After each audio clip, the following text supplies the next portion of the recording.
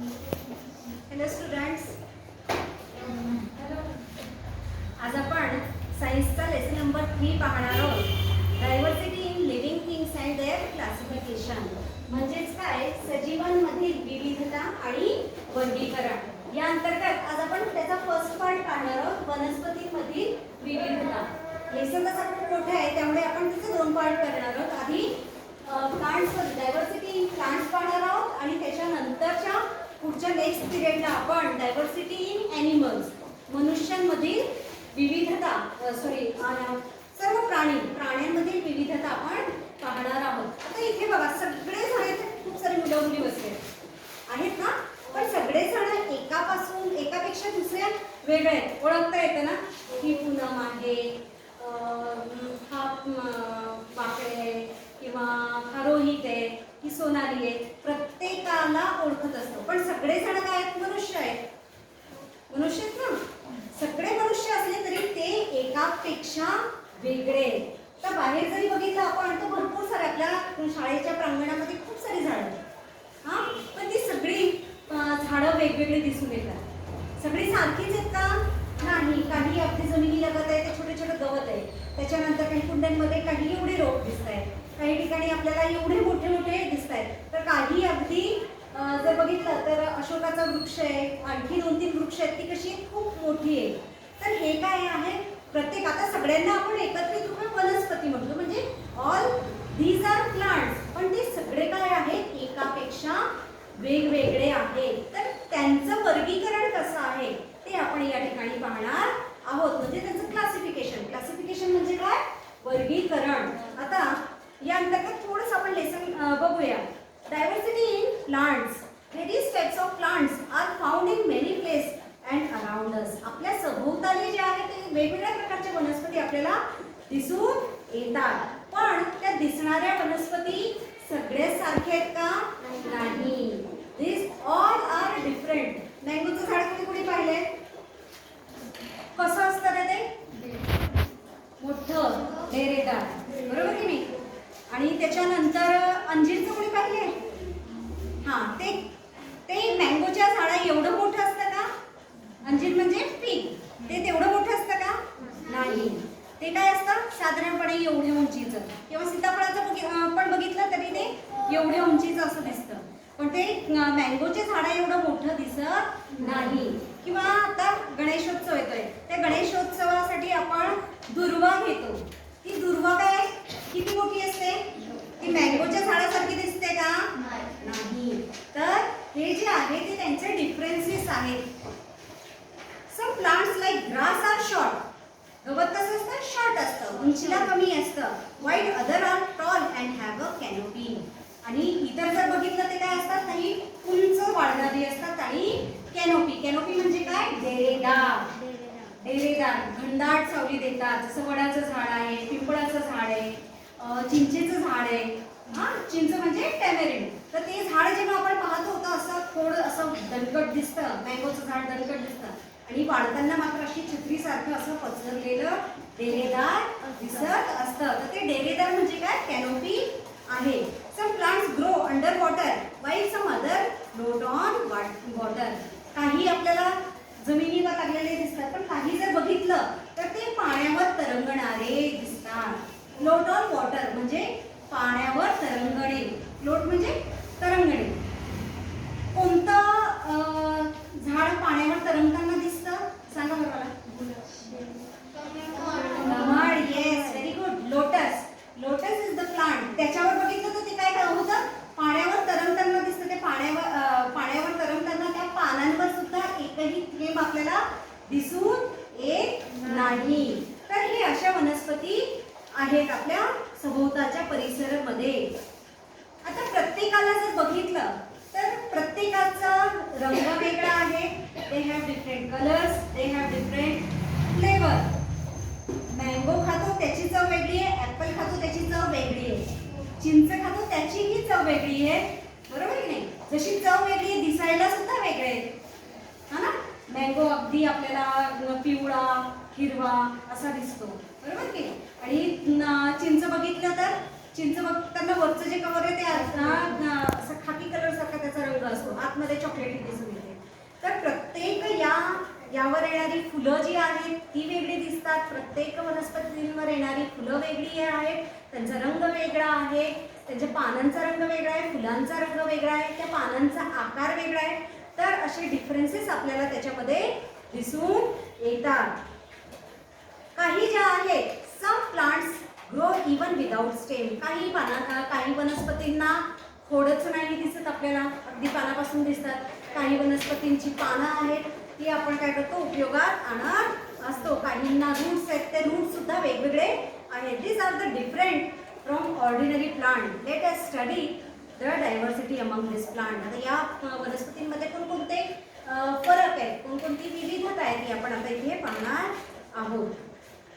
आता याच्यामध्ये काही जी वनस्पती आपण साधारणपणे अगदी खालच्या वर्गात पण होतो तेव्हा आपण लहानपणी पण ऐकलंय की वनस्पती काय आहेत, स्वतःचं अन्न स्वतः तयार करतात. स्वतःचं अन्न स्वतः तयार करतात म्हणजे आई जशी कुकिंग करते, भाताला भाती करण्यासाठी कुकर ठेवते पाण्याची आणि नंतर तांदूळ धुवून त्यात टाकते, मीठ घालते, असं करतात का वनस्पती?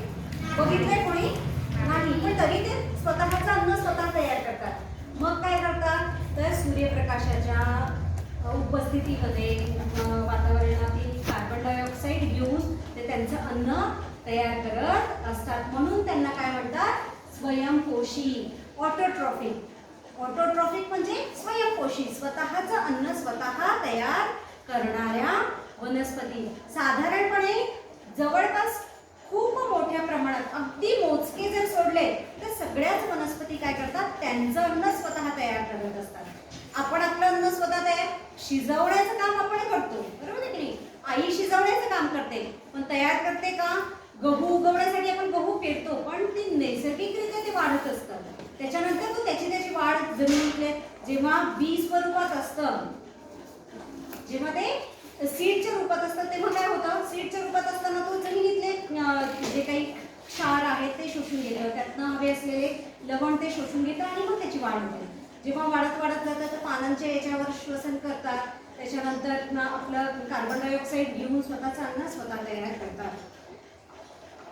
आता याचा एक्झाम्पल सांगितलं तर हिबिस्कस. हिबिस्कस म्हणजे कोणतं, तर जास्वंद. जास्वंद आहे, पोमेग्रेनेट आहे, पेरिविंकल आहे. पोमेग्रेनेट डाळिंब, पेरिविंकल सदाफुली. तर हे वनस्पतींची उदाहरणं दिली की ही काय आहे, ऑटोट्रॉफिक आहे, स्वतःचं अन्न स्वतः तयार करतात, स्वयंपोषी आहे. आता याच्या विरुद्ध जे स्वतःचं अन्न स्वतः तयार करत नाही अशा वनस्पती म्हणजे काय, तर हेटेरोट्रॉफिक. हेटेरोट्रॉफिक म्हणजे जे आपलं अन्न स्वतः तयार करत नाही, ते इतर वनस्पतींवर अवलंबून आहेत अशा वनस्पती. मग कोणतं, डॉडर प्लांट. डॉडर म्हणजे अमरवेल. दुसरा आहे लॉरेन्थस. लॉरेन्थस म्हणजे बांडगुळ. तर या ज्या दोन वनस्पतींची नावं आहेत, तर ही काय स्वतःचं अन्न स्वतः तयार करत नाही, ते इतर वनस्पतींवर अवलंबून असतात, म्हणून यांना म्हणतात हेटेरोट्रॉफिक. आणखी एक वेगळा प्रकार आहे, ते आहे इन्सेक्टिव्होरस. इन्सेक्टिव्होरस म्हणजे काय, तर अशा पण आपल्या परिसरामध्ये, आपल्या या सृष्टीत अशीही काही वनस्पती आहे की ज्याच्यामुळे जे काय करतात, कीटक भक्षण करतात. म्हणजे किडे खातात. म्हणजे कोणती, घटपर्णी. ही जी वनस्पती आहे ती काय करते, त्याच्या याच्यावर जर एखादा कीटक येऊन बसला तर ती आपोआप बंद करते. तर ती आहे पीचर प्लांट म्हणजेच घटपर्णी आहे. त्यानंतर आता इथे स्ट्रक्चर ऑफ अ प्लांट दिलंय. स्ट्रक्चर म्हणजे त्याची, त्या वनस्पतीची रचना कशी आहे. तर ही जी मेथड आहे ज्याच्यामध्ये वनस्पती त्यांचं अन्न तयार करतात त्याला म्हणतात प्रकाश संश्लेषण म्हणजेच फोटोसिंथेसिस. तर ही प्रक्रिया आहे. त्याच्यानंतर स्ट्रक्चर ऑफ प्लांट. आपण एखादी वनस्पती पाहिली आहे, त्या वनस्पतींना कोणकोणते अवयव असतात, त्याची जर रचना पाहिली तर वनस्पतींना कोणकोणते अवयव असतात, तुम्हाला आहेत की नाही? अवयव आहेत ना, हात आहे, डोळे, तोंड आहे, नाक आहे, पाय आहे. तसे वनस्पतींना काय काय असतात, येस, रूट्स असतात, स्टेम असते, सीड. आता ती वनस्पतीच्या आधीची प्रक्रिया आहे. सीड, आता इथे सीड, ओके, सीड आहे पण तो कुठल्या स्वरूपात फ्रूटच्या आतमध्ये सीड. ओके, फ्रूट्स असतात, लीव्स असतात, त्याच्यानंतर फ्लावर्स असतात. तर हे त्याचे डिफरंट पार्ट्स आहेत. त्याचं जे स्ट्रक्चर आहे त्यानुसार हे त्याचे अवयव आहे. तर त्यातनं आपण आता फर्स्ट बघूया. त्यातनं तसं बघितलं तर दोनच पार्ट्स महत्त्वाचे म्हणतात. एक तर that grows below the soil, जमिनीच्या खाली जे आहे, मातीच्या खाली असणारा भाग म्हणजे रूट्स आणि मातीच्या वरती असणारा भाग म्हणजे स्टेम. आधी बघताना आपण काय म्हणतो खोड, आणि बाकीचे जे अवयव आहेत त्या खोडावर आलेले असतात आणि म्हणून हे दोन पार्ट असे म्हटलेले आहेत. आता डिफरंट पार्ट्स बघूया की सगळ्यात आधी पाहू फ्लावर्स. एखादं this is the most attractive part of a plant. It is connected to the stem by a stalk with maybe long or short. A flower has a typical color and shape. The flower is an important mean of reproduction. आता जे सांगितलंय flower म्हणजे काय, तर सगळ्यात या वनस्पतीतला सगळ्यात आकर्षक दिसणारा भाग म्हणजे फूल, है ना. फुलांना बघितलं की प्रत्येकाला वाटतं की आपल्याला तो हवासा वाटतो, अट्रॅक्टिव्ह असतो. तो स्वतःकडे काय करतो, आकर्षित करून घेत असतो. आणि तो कशाला जोडलेला असतो, खोडाला. काही छोटी अशी दांडी, देठ जे असतं ते त्याला, त्या देठाला जोडलेलं असतं ते फूल असतं. काहींची शॉर्ट असते तर काहींचे मोठं देठ आपल्याला दिसून येतं. आणि साधारणपणे सर्व जी फुले आहेत सगळ्या वनस्पतींची ही डिफरंट असतात. गुलाबाचं फूल हे वेगळं आहे, कमळाचं फूल वेगळं आहे, सोनचाफ्याचं फूल वेगळं आहे, जास्वंद वेगळं आहे. तर असे वेगवेगळ्या रंगांमध्ये आपल्याला ते दिसून येतात. आणि ते पुनरुत्पादनाचं एक महत्त्वाचं साधन आहे. म्हणजे त्याच्यापासून नवीन वनस्पती जी तयार होते ती काय होते, पुनरुत्पादन करण्याचं जे एक महत्त्वाचं साधन म्हणजे काय आहे, तर हे फूल आहे. It's a mean of reproduction, म्हणजेच पुनरुत्पादनाचं साधन आहे. दुसरं महत्त्वाचं पार्ट म्हणजे लीफ. हे सुद्धा महत्त्वाचं पार्ट आहे. आणि the leaf is a flat. कसा दिसतो, पानाचा आकार कसा असा पसरट दिसतो, सपाट, है ना, फ्लॅट, सपाट असा भाग दिसतो. It plays on important role in the production of food. अन्न तयार करण्याची जी प्रक्रिया आहे त्या अन्न तयार करण्याच्या प्रक्रियेमध्ये काय होत असतं, याचं खूप महत्त्वाचा वाटा असतो. का, कारण त्याच्यामध्ये काय असतात, हरित द्रव्य असतात. आणि त्या हरित द्रव्यांचा उपयोग करून जे आहे ते फूड निर्मिती जी करण्याचं काम आहे, प्रोडक्शन ऑफ फूड, हे लीव्स करत असतात, ही पाने करत असतात. Leaves are mainly of 2 types. आता तुम्हाला आता 2च टाईप आहेत, पण पुढच्या वर्गामध्ये गेल्यानंतर त्याचे डिफरंट टाईप तुम्हाला लीव्सचे पाहायला मिळतील. एक तर महत्त्वाचा पार्ट म्हणजे एक तर सिम्पल लीव्ह, साधारण सामान्य पान, आणि दुसरं म्हणजे कंपाऊंड लीव्ह. कंपाऊंड लीव्ह तुम्ही गुलाबाचे किंवा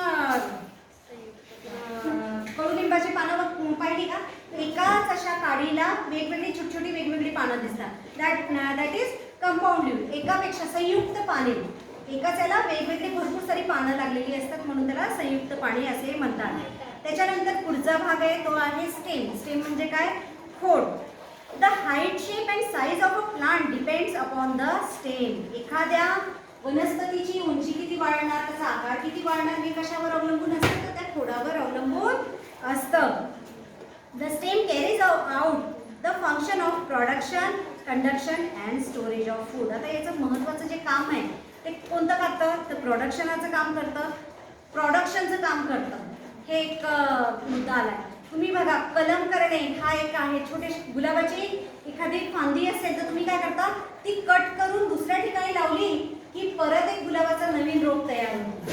म्हणजे प्रोडक्शनचं हे झालं, नवीन एक उत्पादन झालं, एक नवीन रोपटं आपण तिथे तयार करतो. त्याच्यानंतर दुसरं महत्त्वाचं आहे कंडक्शन. कंडक्शन म्हणजे काय, वहन करणे. जे काही अन्न तयार होतं जमिनीतनं, जे काही शोषून घेतलं जातात, क्षार आहे, पाणी आहे, तर ते सगळ्या याच्यापर्यंत आधी खोडातनं ते पानापर्यंत, खोडातनं ते पानांपर्यंत पोहोचवण्याचं कार्य कोण करतं, म्हणजे ते वहन करण्याचं, कंडक्शनचं काम करतं ते स्टेम असतं. पुढचं जे आहे स्टोरेज ऑफ फूड, काही प्रमाणात स्टोअर करण्याचं, फूड जे आहे ते अन्न साठवण्याचं काम पण, संग्रह करण्याचं काम पण स्टेम करत असतं. It has a function of reproduction. It gives support to the other part of the plant. आता तुम्हाला सांगितलं सगळ्यात महत्त्वाचा पार्ट वरचा जो आहे तो स्टेम आहे. या पानांना म्हणा, इतर छोट्या छोट्या फांद्यांना, फळांना, फुलांना त्यांना आधार देण्याचं काम काय करतं तर स्टेम करत असतं. दुसरं आहे फ्रूट. आता फ्रूटमध्ये फ्रूट्स हॅव डिफरंट शेप्स. प्रत्येक मी तुम्हाला मगाशी सांगितलं की फ्रूट्स प्रत्येक जे वेगवेगळे डिफरंट फ्रूट आहेत ते वेगळे आहेत एकापेक्षा. कस्टर्ड ॲपल वेगळं आहे, हां त्याची चव वेगळी आहे, त्याचा रंग वेगळा आहे, त्याचा साईज वेगळा आहे आणि त्याचा शेप पण वेगळा आहे. मँगो हा वेगळा आहे, ॲपल वेगळा आहे, त्याच्यानंतर वॉटरमेलन वेगळं आहे. तर असे प्रत्येक जे फ्रूट्स आहेत ते काय आहे, they are different in size, taste and colour. One or more seeds. आता याच्यात पण काही पाहिलं तर मँगोमध्ये आतमध्ये जेव्हा हे करतात तेव्हा त्या आंब्याच्या आतमध्ये एकच कोय असते, है ना, एकच कोय असते. आणि काही जे असतात त्या काहीमध्ये सीताफळ बघितलं कस्टर्ड ॲपल त्याच्यामध्ये किती भरपूर साऱ्या बिया असतात. तर हे सुद्धा त्याचं एक डायव्हर्सिटी आहे, त्यांचं डिफरन्स आहे. The pods of beans and peas are actually fruits. आता एखादं जे आहे शेंगा ज्या म्हणतो की नाही आपण, एखाद्या झाडावर येणाऱ्या शेंगा किंवा जे वटाणे, तर ह्या सुद्धा काय आहे शेंगा आपण म्हणतो. वटाणे जे आहेत ते पण काय आहे, ते पण फ्रूटच आहे. त्याच्यानंतर पुढचं पाहणार the roots. Roots hold the soil firmly and anchor the plant. आता तुम्ही बघा या झाडाला फक्त एखादी सपोज हा डस्टर आहे, प्रत्येक रोपटा असंच स्ट्रेट आपल्याला दिसतं, अगदी स्ट्रेट नाही पण उभे स्वरूपात दिसतं. याला मी असं उभं करण्याचा प्रयत्न केला, किती वेळ राहिला का तो नाही, पण आपल्याला झाडं दिसतात. झाडं अशी उभीची उभी दिसतात, न हलता न डोलता. गोड हलत नाही, पानं हलतात, फांद्या ज्या बारीक आहेत त्या पण हलतात, हलताना दिसतं.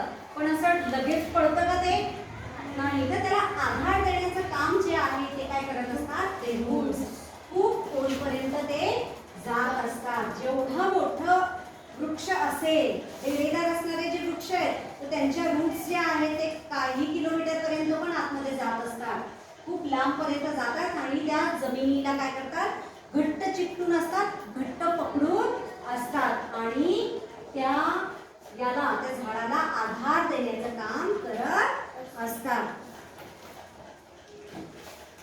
The main function of the root are to absorb and transport water and nutrients from the soil. आता त्याचं महत्त्वाचं काम काय सांगितलं की जमिनीमध्ये जे काही पाणी आहे आणि जी काही जीवनसत्वे आहे त्या जीवनसत्वांचं आणि पाण्याचं वहन इतर भागांना करण्याचं काम करतो.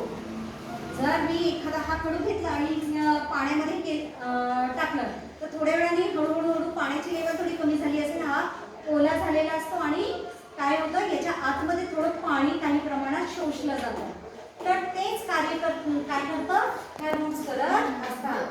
रूट्स काय करतात, जमिनीतले पाणी शोषून घेतात, त्याच्यानंतर काही जीवनसत्वे जे असते तर ते जीवनसत्वे सुद्धा शोषण्याचं काम काय करतात, ते रूट्स करत असतात. आणि शोषून घेऊन काय फक्त त्यांच्यापर्यंत ठेवत नाही तर ते संपूर्ण झाडापर्यंत पोहोचवण्याचं काम हे करत असतात. इथनं हे केल्यानंतर हे कुठे ट्रान्सफर करतात, स्टेमला. स्टेम मग पानांपर्यंत आणि फ्रूट आणि फ्लावर्स पर्यंत ते येत असतं. आता याचेही दोन भाग आहेत, याचेही दोन प्रकार आहेत. कोणता तर एक आहे टॅप रूट आणि दुसरे फायब्रस रूट. आता टॅप रूट म्हणजे काय तर सोट मूळ म्हणतात, सोट मूळ. आणि दुसरं जे आहे ते फायब्रस रूट. फायब्रस रूट म्हणजे कांदा बघितलाय, कांद्याची पात किती जणांनी पाहिली, सगळ्यांनी बरोबर की नाही. तर कांद्याच्या पातीला जर बघितलं तर अगदी मध्यभागी आपल्याला काही असे दोऱ्यांसारखे शिऱ्यांसारखे भाग दिसून येतात. ते काय त्यांचे मूळ आहेत, तंतू आहेत आणि त्यांना म्हणतात फायब्रस रूट. पण इतर जर वनस्पती पाहिल्या तर त्या इतर वनस्पतीमध्ये काही ठिकाणी आपल्याला असं वाटतं की जमिनीच्या हवेत अशी मोठी एक रूट असं जाताना दिसतं, त्याच्यानंतर त्याला अनेक अशा छोटे भाग दिसतात आणि त्याला असं केसार असे छोटे भाग दिसून येतात, बरोबर की नाही. म्हणजे एक मेन मूळ असते आणि त्याला इतर उपमुळा ज्या आहेत त्या निघत असतात. हे तंतू आहे. तर ही जी आहे त्याला म्हणतात सोट मूळ. मेन जी असते मेन मूळ ती मध्यभागी ती थोडीशी जाड दिसते आणि त्याला मग इतर मूळ फुटत असतात. Need of classification of plants. आता या क्लासिफिकेशनची गरज काय? क्लासिफिकेशनची गरज, आता हे सगळे जे वनस्पती आहे, पाण्यातले वनस्पती वेगळे, जमिनीवरचे वनस्पती वेगळे, त्याच्यानंतर वेगवेगळ्या प्रकारचे, काही छोटे काही मोठे हे आहे, तर याचं वर्गीकरण का म्हणून करायचं? Up to now information about lakhs of plants has been collected. While studying the diversity in plants, they are classified for the sake of convenience. आपल्याला त्यांना ओळखता यावं, त्यांचं वेगळेपण जाणवायला पाहिजे, त्यांचा अभ्यास आपल्याला करता यावा, याच्यासाठी आपल्याला हे क्लासिफिकेशन करायचंय, वर्गीकरण करायचंय. कारण वनस्पती आता सृष्टीमध्ये तर कितीतरी लाखो प्रकारच्या वनस्पती आहेत. या लाखो प्रकारच्या वनस्पतींना आपण एकाच याच्यात ठेवणार आहे का? एकच क्रायटेरिया, जो क्रायटेरिया आपण आंब्याच्या झाडाला लावतो, आपण पाण्यात असलेल्या कमळाला लावता येईल का? नाही. त्याचा अभ्यास करताना लावणारा क्रायटेरिया वेगळा आणि लोटसचा जेव्हा आपण अभ्यास करू त्याचा अभ्यास करताना लावणारा क्रायटेरिया हे काय दोन्ही डिफरंट आहे. दिस बोथ आर डिफरंट. आता ते दोन्ही जर डिफरंट आहेत तर मग त्यांना एकाच पडळीत ठेवून उपयोग आहे का? नाही. तर त्यांना वेगवेगळं, तुमचं पण वर्गीकरण केलं जातं ना, मॅडम रोज पट लिहितात, बरोबर आहे ना? मुले किती, मुली किती, ते पण काय तुमचं क्लासिफिकेशन आहे.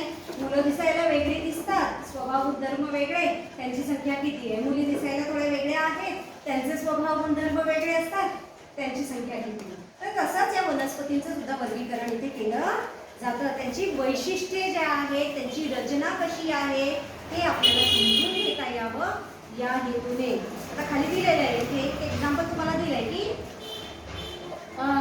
वेगवेगळे एक एक्झाम्पल दिले की त्या आधारावर त्यांचं वर्गीकरण आपल्याला, त्याचं वेगळेपण काय. फूल घेतलं, रोज घेतलं, ते रोजाचा रंग कसा आहे, त्याचे फूल कसे असतात, त्याची पानं कशा प्रकारची आहे, त्याचा रंग कसा आहे, परत दिसायला कसं आहे, या पद्धतीने. दुसरं एक तुमच्या मनाने असे 2-4 वनस्पती घ्यायची आणि त्यांच्यातलं डिफरन्सेस काय ते तिथे नोंदवायचे. त्याची पानं कशा प्रकारची, सिंपल आहे, कंपाऊंड आहे, त्याचा कलर कसा आहे, फ्रूट कसे आहेत, अशा पद्धतीने आपल्याला हे करायचं आहे. Differences in the shape and height of the plant in our surrounding. It is easy to classify the plants on the basis of the observation. निरीक्षण करून आपण यांचं काय सांगू शकतो, वर्गीकरण करू शकतो. आता याचे पार्ट जर बघितलं तर ते आपण बघूया कशा कशा पद्धतीने त्याचं वर्गीकरण करता आलं. कशा पद्धतीने, एक तर ट्रीज कशा असतात. ट्रीज म्हणजे झाड एवढंसं झाड असतं का? एवढंच त्याला आपण झाड म्हणतो का? नाही. ते कसे असतात, उंच वाढत असतात, डेरेदार असतात त्यांची. तर या पद्धतीने आपण कसं प्लांट्स ग्रो टॉल, काही खूप मोठी वाढतात, उंच वाढतात. त्याच्यानंतर त्यांचं जे स्टेम आहे, त्यांचं जे खोड आहे ते कसं असतं, मजबूत असतं. त्याच्यानंतर आणखी आणि कठोर असतं, स्ट्रॉंग असतं, लगेच मोडतात. आता म्हटलं इथे एक आंब्याचं झाड आहे किंवा, तर त्याला जाऊन जरा मी थोडंसं हलवावं खालून, म्हणजे आंबे टप टप पडते खाली, असं होईल का? नाही. तुम्ही कितीही त्याच्या खोडाला धक्का दिला तरी पडणार आहेत का? नाही. का? कारण त्याचं खोड जे असतं, स्टेम जे असतं, ते कसं असतं, खूप स्ट्रॉंग आहे. They have branches at some height above the ground. They bear flowers and fruits for many years. Such plants are called trees. असे जे उंच वाढणारे, ज्याच्यावर भरपूर फळ येतात, फुले येतात, तर यांना काय म्हणतात, झाडे असे म्हणतात. आता काही झाडे जी आहेत, trees are tall, big and perennial. Perennial म्हणजे बहुवार्षिक. आंब्याचं झाड म्हणा, वडाचं झाड, अशी बरीचशी झाडं आहेत की ती अनेक वर्षापर्यंत जगत असतात. मला एक एक्झाम्पल सांगते की कोलकाता इथे एक बॉटनिकल गार्डन आहे आणि त्या गार्डनमध्ये असणारं जे एक वडाचं झाड आहे त्याचं वय साधारणपणे 200 वर्ष आहे. म्हणजे ते 200 वर्षापूर्वीचं झाड ते अजूनही आहे. तर असे जे प्रकार आहेत जे अनेक वर्षापर्यंत जगतात अशा झाडांना काय म्हणतात, पेरिनियल, बहुवार्षिक वनस्पती असे म्हणतात. दुसरा जो पार्ट आहे तो आहे श्रब्स. श्रब्स म्हणजे काय, तर झुडूप. श्रब्स म्हणजे झुडूप जे असतात. साधारणपणे जर बघितलं, आता काही डाळिंबाचे वगैरे झाड आहेत तर ते कशात मोडतात, झुडूपमध्ये. काही फुटापर्यंत त्याची उंची असते किंवा काही मीटरपर्यंत असतात. जमिनीच्या लगत असणारे आणि काही उंचीवर असणारे, they give out branches very close to the ground. इतर जे आहेत आपण जसं आंब्याचं झाड बघितलं थोडंसं उंच वाढतं त्याला वरती जाऊन फांद्या येतात. पण झुडूप जे असतात ते साधारणपणे जमिनीपासून त्याचं खोड तर तयार होतं पण त्याला इतर ज्या शाखा आहेत इतर ज्या म्हणजे ब्रांचेस म्हणजे शाखा तर त्याच्या ज्या फांद्या आहेत फांद्या ज्या आहेत त्या जमिनीलगतच येत असतात. जर तुम्ही याचं बघितलं असेल डाळिंबाचं वगैरे तर डाळिंबाचं झुडूप काय आहे एक तर दिसतं त्याला अजून अनेक फांद्या तिथनं जमिनीलगतच आलेल्या असतात. ते कशा असतात तर शॉर्ट असतात आणि स्मॉलर दॅन ट्री. झाडापेक्षा ते काय आहेत लहान आहेत उंचीला लहान आहेत but they have thick and hard stem. पण तरी सुद्धा त्यांचंही खोड कसं असतं थिक जाड असतं आणि कसं असतं तर मजबूत असतं कडक असतं. द ओलिएंडर हिबिस्कस लॅन्टाना कोरांटी and rose are shrubs that may grow up to 2 or 3 meters. हे साधारणपणे जर झुडपांची उंची जर बघितली तर ते किती आपण बघतो जास्वंदी वगैरे जे आहे ते साधारणपणे 2-3 मीटर पर्यंतच त्याची उंची आहे. त्याच्यापेक्षा फार उंच ते वाढत नाही. आता पुढचं जे पार्ट आहे ते हर्ब्स म्हणजे काय तर रोपटे. एखादं छोटंसं आहे गुलाबाचं बघितलं तर ते रोपटं आहे. गुलाबाचं आपण का वाढून एवढं वाढतो हां. मोगरा जर बघितला तो पण वाढून एवढा वाढतो. तर हे जे आहे ते ठराविक उंचीपर्यंतच वाढणारे तर ते रोपटे. त्यांना हर्ब्सचं आणखी एक आहे औषधी वनस्पती ज्या आहेत त्यांना सुद्धा हर्ब्सच म्हणतात. Herbs grows 1 to 1.5 meter tall. म्हणजे 1 ते 1.5 मीटर पर्यंतच त्यांची फार उंची वाढत असते त्याच्यापेक्षा ते वाढत नाही जास्त. The stem of herbs are green and quite flexible. पण त्याची जी खोड जे आहे ते कसे असतात फ्लेक्झिबल म्हणजे जरा असे मऊ सुद्धा जरा लचिले म्हणता येईल वागतात लवचिक हां लवचिक जे आहे लवचिकपणा त्याच्यामध्ये आपल्याला दिसून येतो. Compare to the those of trees and bushes. झुडूप आणि इतर जे झाडे आहेत त्यांच्या मानाने जर आपण बघितलं तर हर्ब्सची जे खोड आहे ते लवचिक आपल्याला दिसून येतं. इझिली मूव्ह करू शकतो इझिली तोडू शकतो. Herbs may live for a few months or up to 2 years. काही त्यांचं आयुष्यमान किती आहे त्याचं साधारणपणे काही महिन्यांपासून तर 2 वर्षापर्यंत फार तर 2 वर्ष. त्याच्यानंतर पुढचं आपण पाहणार आहोत वाईन्स म्हणजे वेली. आता हा एक प्रकार झाला दुसरा आहे वेली. द्राक्ष कशावर लागतात वेलींवर लागतात.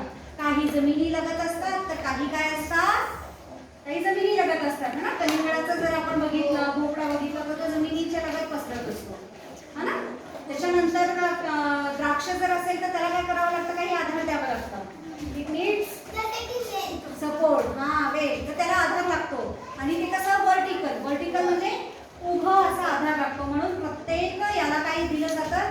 द्राक्षाची जर बाग बघितली असेल तर प्रत्येक त्या द्राक्षाच्या वेळेला एक आधार दिला जातो असतो. त्याला आधाराला काहीतरी लावलेलं असतं आणि त्याच्यावर मग ते पसरत असतं.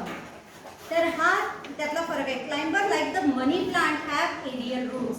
मनी प्लांटला बघितलं तर ते वाढत असताना काही ठिकाणी जे आहे ते मध्ये सुद्धा त्याला रूट्स दिसून येतात. सगळ्या रूट काय त्याला खाली असतात का जसं जमिनीच्या आतमध्ये दिसतात तसं नाही तर ते वरच्या दिशेला सुद्धा त्याला रूट्स दिसून येतात. Of what use could they B. Touch the stem of any wine what do you feel. एखाद्या आता सांगितलं की एखादी जी वेल असेल त्याला स्पर्श करून पहा. झाडांच्या पेक्षा रोपट्यापेक्षा किंवा झुडपापेक्षा त्याची जी स्टेम आहे ती आपल्याला कशी दिसेल अगदीच मऊ दिसेल. इझिली तुम्ही त्याला काय करू शकता मूव्ह करू शकता. The stem of a creeper climber wines म्हणजेच काय वेली. The stem of the creeper is very flexible, soft and green. It grows rapidly with the help of a support. एखादा आधार मिळाला की त्या आधाराच्या दिशेने जात असतो. म्हणून बघा काही वेल वगैरे लावली असेल किंवा तुम्ही मनी प्लांट जेव्हा लावता तर त्याला एक दोऱ्याने वगैरे बांधून असं उंच कुठेतरी बांधता का कारण त्याला आधाराची गरज असते आणि त्या दोऱ्याच्या याच्याने आधाराने ते काय होत असतं आपली वाढ करत असतं. आणि म्हणून आता त्याच्यानंतर काही त्याचं सांगितलं की याच्यामध्ये आता काय काय आहे तर हे बघितल्यानंतर how many years do crop like bajra, wheat, corn, radish, marigold, beet. काही काही वनस्पती ज्या आहेत त्याचं आता वर्गीकरण किती वर्षापर्यंत जगतात. आपण बाजरा वगैरे शेतात लावतो, गहू लावतो, तर ते साधारणपणे किती वर्ष. एकदा बाजरी लावल्यानंतर तेच झाड तसंच ठेवतात आणि पुढच्या वर्षी परत येतं का त्याला. नाही. तर त्याचा आयुर्मान कसं आहे याच्या आधारावर सुद्धा क्लासिफिकेशन केलं जातं. म्हणजे कोण किती वर्ष जगतं. तर साधारणपणे ॲन्युअल, साधारणपणे the life cycle of plants like jowar, sunflower is completed in 1 year. ज्वारी जी आहे किंवा सूर्यफूल आहे हे साधारणपणे 1 वर्षाचा कालावधी त्याला लागतो. तर हे जे आहेत त्यांना ॲन्युअल प्लांट्स म्हणतात. काय म्हणतात त्यांना. Annual plants. जे फक्त किती जास्तीत जास्त 1 वर्षापर्यंत जे जगतात त्यांना म्हणतात ॲन्युअल प्लांट्स. आता काही जे प्लांट्स आहेत त्यांचं जीवनमान ज्यांचा आयुर्मान जे आहे the life cycle of plants like carrot, beetroot of 2 years. Carrot म्हणजे गाजर आहे किंवा बीटरूट आहे हे साधारणपणे 2 वर्षापर्यंत जगत असतात आणि म्हणून त्यांना म्हणतात बिनियल्स. बिनियल्स म्हणतात. बिनियल्स म्हणजे द्विवार्षिक 2 वर्षापर्यंत ज्यांचं वय आहे 2 वर्षापर्यंत जगणारी जी वनस्पती आहे त्यांना बिनियल्स असे म्हणतात. आता याच्या विरुद्ध मी तुम्हाला सांगितलं बघाशी टॅमेरिन प्लांट, टॅमेरिन ट्री आहे किंवा मँगो ट्री आहे तर हे अनेक वर्षापर्यंत जगत असतात. तर त्यांना काय म्हणतात पेरिनियल्स म्हणत असतात. आता यातनं आणखी एक छोटासा लास्ट पार्ट आहे तो म्हणजे काय तर येणाऱ्या फुलांवरून सुद्धा त्याचे प्रकार पडतात. येणारे जे फूल आहेत त्या फुलांवरून पण प्रकार पडतात. आता कोणतं ज्याला फुलं येतात त्या प्लांट्सला म्हणतात फ्लॉवरिंग प्लांट. ज्याला फुलं येतात. पण काही वनस्पती अशा की ज्यांना फुलं येत नाही. मग अशा वनस्पतींना काय म्हणतात non flowering plants. That never bear flowers are called non flowering plants. ज्यांना कधीच फुलं येत नाही असे नॉन फ्लॉवरिंग म्हणजे अपुष्प वनस्पती. काय म्हणतात मराठीमध्ये त्याला अपुष्प वनस्पती. आणि ज्यांना फुले येतात त्यांना सपुष्प वनस्पती असे म्हणत असतात.